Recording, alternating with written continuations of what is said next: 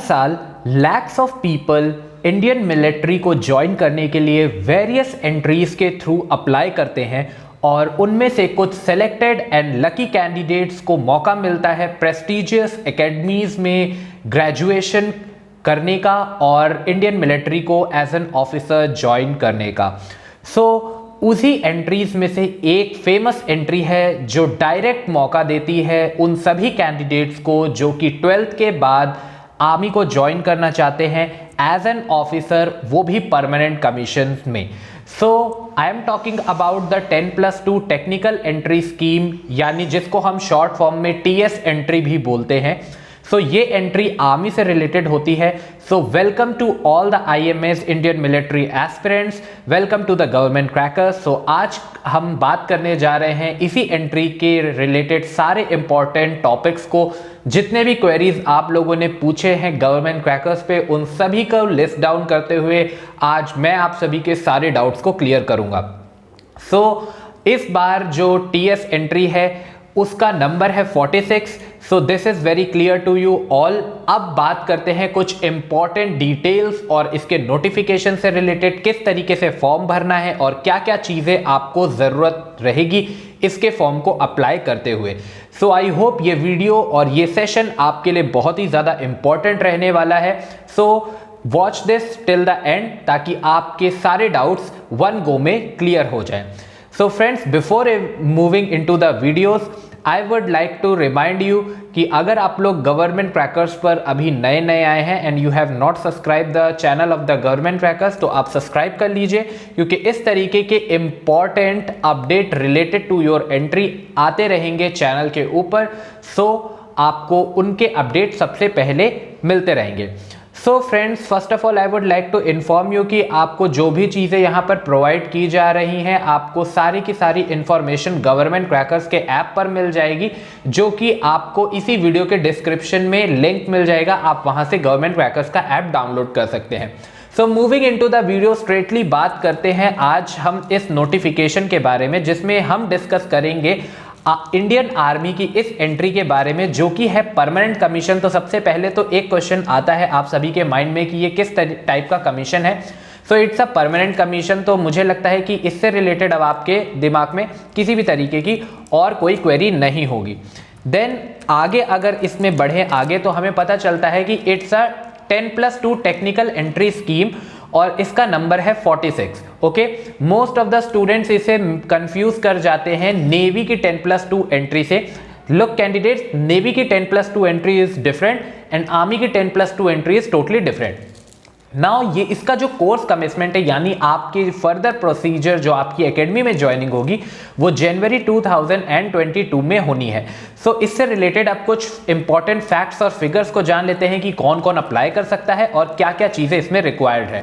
First point यहाँ पर बताया जा रहा है कि application are invited for the unmarried male candidate. तो सबसे पहले तो अनमैरिड मेल कैंडिडेट होने चाहिए जिन्होंने पास कर लिया है 10+2 एग्जामिनेशन, और सब्जेक्ट्स इसमें रिक्वायरमेंट है physics, chemistry and mathematics.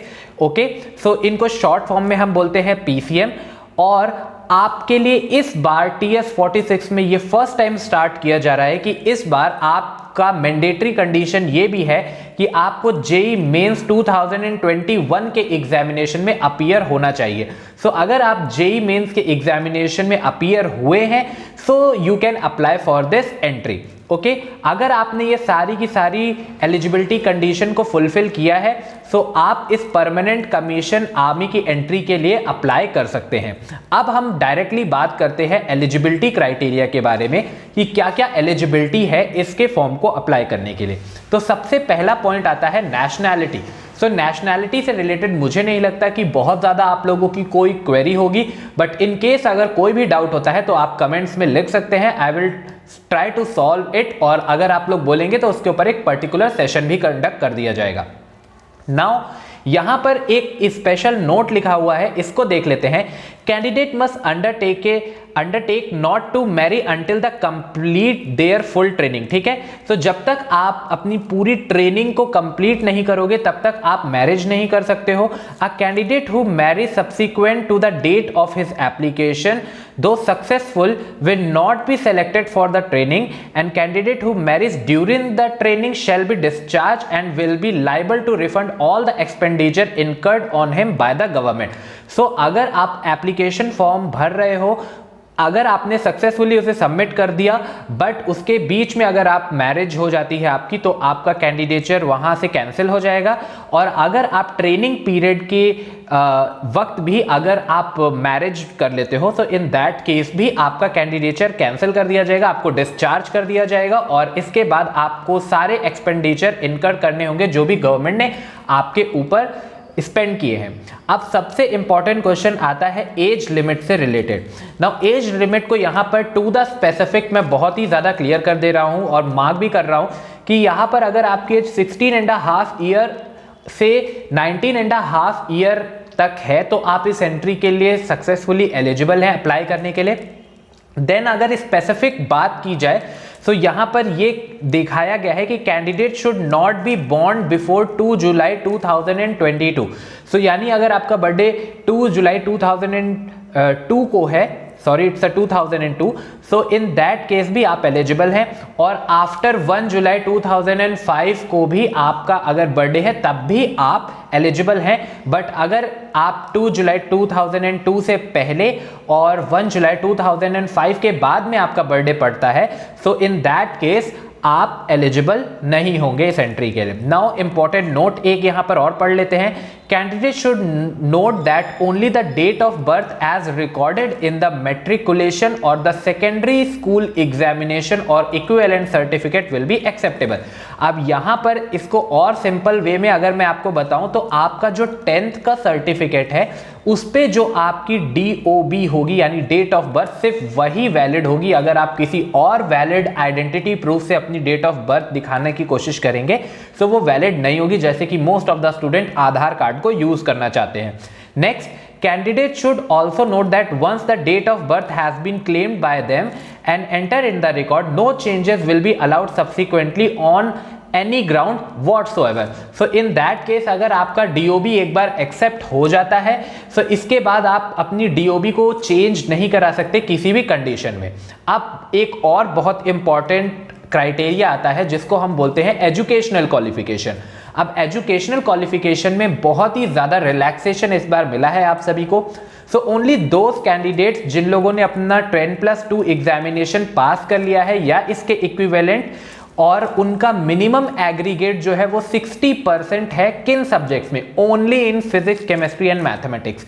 So यानी अगर आप अपने PCM के मार्क्स को सम करें डिवाइडेड बाय 3 और अगर वो 60% से अबव है, okay, so if it is greater than 60%, ठीक है, it's greater than 60%, so in that case आप अप्लाई कर सकते हो इस एंट्री के लिए। Okay, only 12th candidates. और एक और इंपॉर्टेंट कैटेगरी ये होगी कि आपको अपीयर होना होगा JEE मेंस 2021 के लिए। सो अगर आप ये दोनों कंडीशन को फुलफिल करते हो, मींस आपने 60% भी अवेल किया हुआ है 12th के एग्जामिनेशन में और आपने JEE मेंस भी अपीयर किया हुआ है, so definitely you can appear for this examination. Okay, अब यहां पर एक इंपॉर्टेंट इंफॉर्मेशन है, candidates are required to fulfil their rank as per the common rank list that is CRL only in the application. ठीक है, सो आपके application form में आपसे CRL यानी कॉमन रैंक लिस्ट के बारे में आपसे पूछा होगा जो कि आपके JEE मेंस के रिजल्ट में शोकेस किया होगा, आपको उसे फुलफिल करना है। लुक कैंडिडेट्स, यहां पर अगर आप लोगों को एप्लीकेशन फॉर्म भरने में किसी भी तरीके की कोई क्वेरी हो रही है, कोई डाउट हो रहा है, तो आप कमेंट्स में मुझे बता सकते हैं। अगर आप लोगों के बहुत ज्यादा कमेंट्स आएंगे और बहुत ज्यादा क्वेरीज हो जाती हैं तो definitely I will make a separate section of a video जिसमें मैं स्टार्टिंग से एंड तक आपको किस तरीके से फॉर्म भरना है, कौन से ब्लैंक में क्या क्या चीजें भरनी है, ये भी आपको मैं समझा दूंगा। बट उसके लिए मुझे एक बार देखना पड़ेगा कि ऐसे कितने लोग हैं जिनको प्रॉब्लम आ रही है, तो फिर मैं उसके ऊपर एक सेपरेट वीडियो आपके लिए बना दूंगा। ना मेडिकल एग्जामिनेशन और फिजिकल स्टैंडर्ड, मुझे नहीं लगता कि इसके बारे में अभी आपको सोचने की ज़रूरत है। अगर आप एज एन जनरल कैंडिडेट है और अगर आपको किसी भी तरीके का कोई सीवियर मेडिकल प्रॉब्लम नहीं है, सो इन दैट केस अभी आपको इस चीज़ को छोड़ देना चाहिए। देन इसमें एक और इंपॉर्टेंट इंफॉर्मेशन मैं आपको यहां पर शेयर कर देता हूं। जो सारी इंपॉर्टेंट इंफॉर्मेशन है सिर्फ अभी आपको वही जानने की जरूरत है कि टोटल 90 वैकेंसीज हैं। Okay, it's a very huge amount और बहुत ही अच्छा चांस है आप सभी के लिए कि एक परमानेंट कमीशन में 90 एंट्रीज बहुत ही ज्यादा मैटर करती है। So vacancies are provisional and can be change depending upon the training capacity at the training academy of the course. तो यहां पर 90 वैकेंसीज हैं, बट इन केस अगर अच्छे कैंडिडेट्स मिलते हैं तो ये घट भी सकती है और बढ़ भी सकती है। Okay, so most probably generally candidates इतने अच्छे नहीं मिल पाते हैं तो इसलिए सीट्स ये घट जाती हैं, बट अगर अच्छे कैंडिडेट्स मिलते हैं तो डेफिनेटली ये सीट्स और बढ़ भी सकती हैं। ओके, टाइप्स ऑफ कमीशन में मैंने आपको पहले ही बता दिया कि यहां पर आपको 4 इयर्स का एक कोर्स कराया जाएगा जिसमें आपको इंजीनियरिंग कराई जाएगी। देन इसके बाद आपको परमानेंट कमीशन प्रोवाइड कर दिया जाएगा आर्मी में as an lieutenant. Okay, now सबसे अच्छी बात यहां पर यह है कि यहां पर आपको यह ध्यान रखना होगा कि आपको इंजीनियरिंग तो कराई जा रही है, बट आप डायरेक्टली आपको जॉब सिक्योरिटी भी मिल रही है एज एन आर्मी में। इंडियन आर्मी में आपको एज एन लेफ्टिनेंट कमीशन किया जाएगा और इसके लिए आपको किसी भी तरीके की कोई भी फीस जमा करने की भी जरूरत नहीं है। अब यहां पर सीनियरिटी की बात कर लें तो आपको यहां पर बता देते हैं कि आपका IMA NDA वाले जो बच्चे होते हैं, ओके, इनसे आप लोअर रैंक पे रहेंगे, बट आप TGC और US कोर्स वाले जो कैंडिडेट्स हैं उनसे अबव रहेंगे। ओके, तो इन बिटवीन में आपका रहेगा। थोड़ा सा ट्रेनिंग के बारे में जान लेते हैं। तो ट्रेनिंग में आपकी बेसिक मिलिट्री ट्रेनिंग होगी, वो 1 ईयर की होगी। टोटल ट्रेनिंग आपकी 5 इयर्स की है। टेक्निकल ट्रेनिंग आपकी अराउंड, इसको सेक्शन में डिवाइड करेंगे जिस हिसाब से आपकी इंजीनियरिंग ब्रांच होगी उस हिसाब से आपको पहले 3 इयर्स की एक ट्रेनिंग प्रोवाइड की जाएगी, देन 1 ईयर की ट्रेनिंग प्रोवाइड की जाएगी। तो टोटल आपकी एजुकेशनल ट्रेनिंग हो गई 4 ईयर की। देन इसके बाद आपको 1 ईयर की मिलिट्री बेसिक ट्रेनिंग प्रोवाइड की जाएगी। ओके, अवार्ड आपको डिग्री मिल जाएगा, आपको इंजीनियरिंग डिग्री यहां पर मिल जाएगी और इसके लिए आपको किसी भी तरीके की कॉस्ट पे करने की जरूरत नहीं होगी। इसके बदले में गवर्नमेंट आपको कॉस्ट पे करेगी, आपका 8,785 रुपीज पर वीक आपके ऊपर स्पेंड किया जाएगा। आपकी ये होगी कॉस्ट ऑफ ट्रेनिंग। अब यहां पर जितने भी फर्स्ट टाइमर हैं कैंडिडेट, जिनको नहीं पता है आर्मी में आपको किस तरीके से फर्दर आपके प्रमोशंस होंगे, तो आप lieutenant captain, major, lieutenant colonel, colonel, brigadier, major general, then lieutenant general और vice chief of army staff और चीफ ऑफ आर्मी स्टाफ तक की रैंक पर जा सकते हो। और इसकी सैलरी भी यहाँ पर हम आपको दिखा दे रहे हैं कि लेफ्टिनेंट की सैलरी अराउंड 1,77,000 तक, कैप्टन की सैलरी 1,93,000 तक, लेफ्टिनेंट कर्नल, और इस तरीके से आप वीडियो को पॉज करके देख सकते हो कि इस तरीके से आपका सैलरी स्ट्रक्चर है और ये पर मंथ की है। ठीक है, PM पर मंथ में आपकी ये सैलरी होगी। ओके, इसके अलावा आपको कई सारे अलाउंसेस जो एप्लीकेबल होते हैं वो सारी की सारी चीज़ें आपको यहाँ पर अप्लाई होकर के मिलेंगी। Now one of the most important thing कि ये तो हमने जान दिया नोटिफिकेशन के बारे में, बट अब इससे ज़्यादा इंपॉर्टेंट है कि इसके लिए आपको प्रिपेयर कैसे करना है, क्योंकि इसके लिए आपको फेस करना होगा SSB इंटरव्यू। तो इससे रिलेटेड भी मैं अब आपको सारी इंफॉर्मेशन प्रोवाइड करता हूँ। सबसे पहले तो इसको मैं आपको लास्ट डेट यहाँ पर शोकेस कर देता हूँ कि लास्ट डेट क्या है अप्लाई करने के लिए।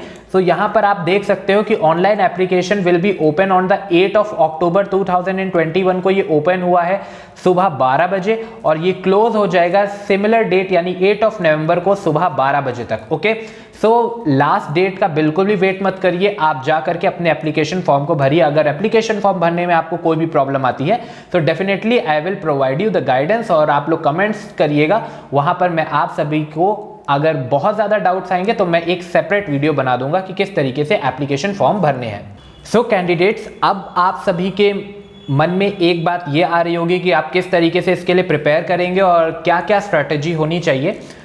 यहाँ पर मैं आपको स्टेप वाइज सारी चीज़ें बताता हूँ कि हाउ मच टू स्टडी। यहाँ पर सबसे पहले मैं आपको प्रोसीजर को गो थ्रू करके बता देता हूँ कि यहाँ पर आपके टोटल प्रोसीजर जो एसएसबी इंटरव्यू है वो 2 पार्ट्स में डिवाइडेड है, जिसको हम स्टेज 1 भी बोलते हैं और स्टेज 2 भी बोलते हैं। नाउ स्टेज 1 में आपके 2 रिटन टेस्ट होंगे, जिसको इंटेलिजेंस टेस्ट भी बोलते हैं, और पीपीडीटी टेस्ट होता है, जिसमें आपको एक रिटन स्टोरी लिखनी होती है और उसे नरेट करनी होती है। ओके, सो ये आपका स्टेज 1 कंप्लीट होगा। वंस आप स्टेज 1 में रिकमेंड होकर के जाओगे तो आप स्टेज 2 में टेस्टिंग के लिए जाओगे, जिसमें आपको 2nd day, 3rd day, 4th day और 5th डे आपको रुकना होगा। देन इसके बाद यहाँ पर आपके बहुत सारे तरीके के टेस्ट होते हैं, like psychological test, GTO test, interview और कॉन्फ्रेंस आपकी होती है। वंस आपने 2nd स्टेज को क्लियर किया तब आप जाओगे आपने 3rd स्टेज में, जिसमें होता है आपका मेडिकल्स। सो प्रोसीजर तो मैंने शॉर्ट में आपको बता दिया। अब यहाँ पर बुक्स रिलेटेड अगर बात पूछी जाए, सो बुक्स यहाँ पर गवर्नमेंट क्रैकर्स के ऐप के ऊपर ऑलरेडी अवेलेबल है।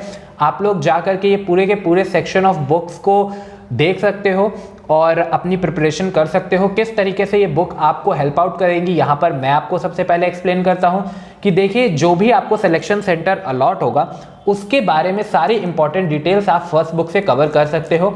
देन कौन कौन से डॉक्यूमेंट्स आपको लेके जाने होते हैं वो आप इस बुक से कवर कर सकते हो। मैंने आपको स्टेज 1 में बताया कि आपके 2 टेस्ट होंगे, वो टेस्ट से रिलेटेड अगर आपको प्रिपरेशन करनी है तो आप इस बुक से कर सकते हो। देन इसके बाद आपकी स्टोरी राइटिंग की प्रैक्टिस आपको करनी है, वो आप इस बुक से कर सकते हो। देन 2nd स्टेज में word association test, situation reaction test इस बुक से आप कवर करोगे। जीटीओ के टास्क आप इस बुक से कवर करोगे। देन लेक्चरेट और ग्रुप डिस्कशन आप इस बुक से कवर कर लोगे। ग्रुप प्लानिंग एक्सरसाइज आप इस बुक से कवर कर सकते हो। देन इंटरव्यू में पूछे जाने वाले सर्विस रिलेटेड क्वेश्चन और मिलिट्री इक्विपमेंट से रिलेटेड आप इस बुक से कवर करोगे। देन डिफेंस सर्विसेज से रिलेटेड जो मेडिकल्स होते हैं उसके स्टैंडर्ड्स आप इस बुक से कवर कर लोगे। और इंटरव्यू में पूछे जाने वाले मोर देन 1000+ सॉल्व क्वेश्चंस जो है वो आप इस बुक से कवर करोगे। और ऑलमोस्ट 90% ऑफ द क्वेश्चंस जो होंगे इंटरव्यू में आपके इसी बुक से आ जाएंगे। नाउ कॉम्पिटिटिव इंग्लिश जो होती है वो आप इस बुक से कवर कर सकते हो, क्योंकि इंग्लिश बहुत ही इंपॉर्टेंट होती है एसएसबी इंटरव्यू में, और बहुत सारे कैंडिडेट जिनकी इंग्लिश अच्छी नहीं है वो इस बुक से प्रैक्टिस कर सकते हैं। नाउ स्टूडेंट्स, एक और इम्पॉर्टेंट इंफॉर्मेशन ये है कि इस तरीके से आपको TS entry SSB interview course government crackers के ऊपर ऑलरेडी अवेलेबल मिल जाएगा, जिसमें आपको 50+ वीडियो डिटेल लेक्चर्स आपको प्रोवाइड किए जाएंगे, जिसमें सारे के सारे प्रोसीजर्स को कैसे करना है, कौन कौन से टेस्ट होते हैं, डे वाइज कौन से टेस्ट होते हैं और किस तरीके से उसमें परफॉर्म करना है, क्या ट्रिक्स होंगी, वो आपको ए से जेड तक इस वीडियो पैकेज में मिल जाएगा। जो मैंने बुक्स आपको एक्सप्लेन की वो आपको यहाँ पर पूरी की पूरी इंक्लूडेड मिल रही है। आप फ्री मॉक इंटरव्यू भी दे सकते हो, टेक्निकल क्वेश्चंस क्योंकि आप टेक्निकल एंट्री के लिए जा रहे हो, इंटरव्यू की स्ट्रेटेजी टिप्स और साइकोलॉजी की ट्रिक्स, ये सब कुछ आपको प्रोवाइड किया जा रहा है टीएस एंट्री के इस कोर्स में। आप लोग ऐप को डाउनलोड कर सकते हो, उसका लिंक डायरेक्टली आपको इसी वीडियो के डिस्क्रिप्शन में मिल जाएगा, या फिर आप ऐप स्टोर और गूगल के प्ले स्टोर दोनों पर ही गवर्नमेंट क्रैकर्स का ऐप अवेलेबल है, आप डाउनलोड कर सकते हो। सो चाहिए आप गूगल प्ले स्टोर पे जाइए और ऐप स्टोर पर जाइए, गवर्नमेंट क्रैकर्स के ऐप को डाउनलोड करिए, अपनी प्रिपरेशन स्टार्ट करिए, क्योंकि it's not a very easy task. क्योंकि मैंने आपको बताया 90 सीट्स तो हैं, बट इतने स्टूडेंट्स ही एलिजिबल नहीं हो पाते कि वो 90 सीट्स भर पाएँ, क्योंकि बहुत ही अच्छे लेवल के टफ कैंडिडेट्स चाहिए होते हैं। सो अगर आप में वो बात है और अगर आप लोग भी IMAs हैं और इंडियन मिलिट्री को ज्वाइन करना चाहते हैं और अपने सपने को पूरा करना चाहते हैं, तो डेफिनेटली आप अपनी प्रिपरेशन करिए। We will love to help you and guide you. So in that case आप लोग सब्सक्राइब करिए गवर्नमेंट क्रैकर्स यूट्यूब चैनल को, नोटिफिकेशन बटन को प्रेस करिए, ऐप को डाउनलोड करिए, और किसी भी तरीके की कोई भी क्वेरी होती है तो आप कॉन्टैक्ट कर सकते हैं गवर्नमेंट क्रैकर्स के ऐप के ऊपर। सो आई होप आप लोगों के लिए ये सेशन बहुत ही ज़्यादा इंपॉर्टेंट रहा होगा और आप लोगों ने बहुत कुछ लर्न किया होगा, और मुझे लगता है हमारे जितने भी IMAs हैं वो बहुत ही जल्द शाइन स्टार्स को अपने शोल्डर पे पहनेंगे, और that will be the most proud movement जो हमको देखने को मिलेगा, और we will love to hear it from your side. So best of luck to everyone, best of luck for your preparation, and I will meet you very soon with another important update related to your entry. Till now, Jai Hind to everyone.